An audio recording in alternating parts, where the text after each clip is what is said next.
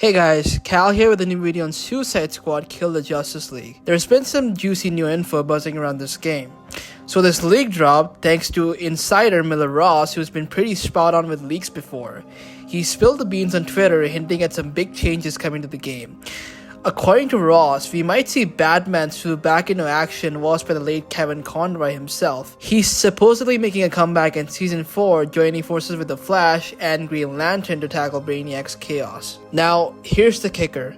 Season 4 is rumored to kick off in January of 2025 and is bringing Deathstroke into the mix as a playable character, similar to Joker. The story is heating up with Batman's rescue and a final showdown against Brainiac planned in Jan of 2025, which does contradict the planned 14th season run that Rocksteady had envisioned for the game, so there's that.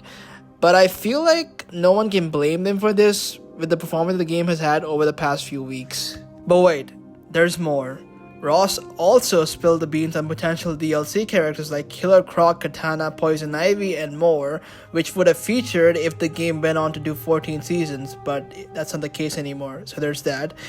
Things are getting interesting, huh? Fans grilled Ross with questions and he dropped some more hints about the plot, like the Justice League getting experimented on by Brainiac.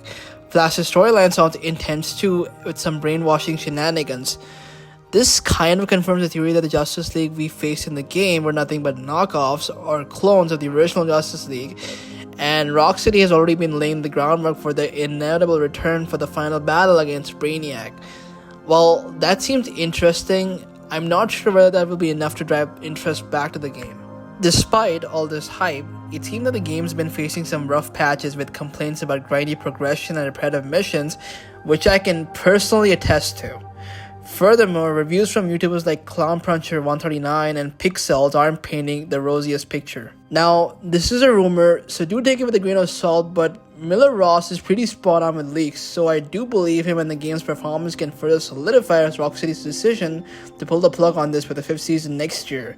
Maybe even sooner if things don't turn around for the game. Keep in mind, this is a live service game, so every day Rocksteady has to spend more than tens of thousands of dollars just to keep the servers online for the game. And based on Steam charts, which also give a clear indication of what the player count of the game is on console, this rumor seems more than likely. So, what's next for Suicide Squad Kill the Justice League? It's up in the air, but we're all eagerly waiting to see how this plays out. Stay tuned for more updates, folks. And that is it for this video, guys. What are your thoughts on this news? Do you think Rocksteady can still turn this around? Let me know your thoughts in the comment section and make sure to smash that like button, and if you're not subscribed yet, what are you waiting for? Hit that subscribe button for more content ahead.